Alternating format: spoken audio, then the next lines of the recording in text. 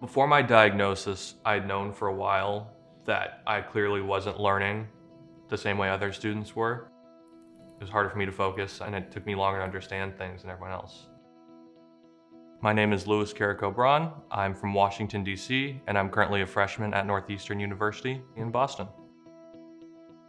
I have ADHD, attention deficit hyperactive disorder.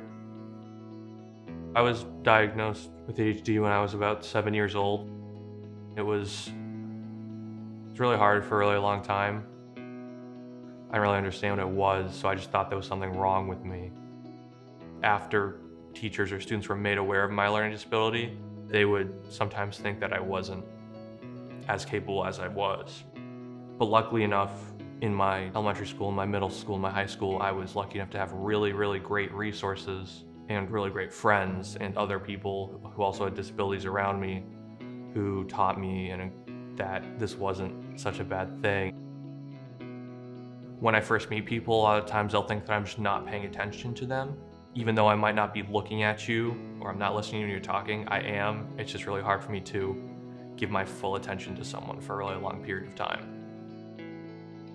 I think one of the biggest misconceptions, at least I've seen, is that like a lot of the kids who have ADHD are like class clowns, or the kid that's always acting up in class.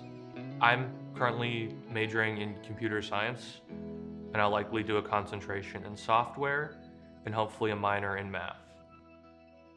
If I had the chance to talk to someone who was really struggling with ADHD, who was, much younger than me, I would tell them, I know sometimes it feels like you're not as smart as everybody else. I know sometimes it feels like you're not as capable as everybody else, but you are.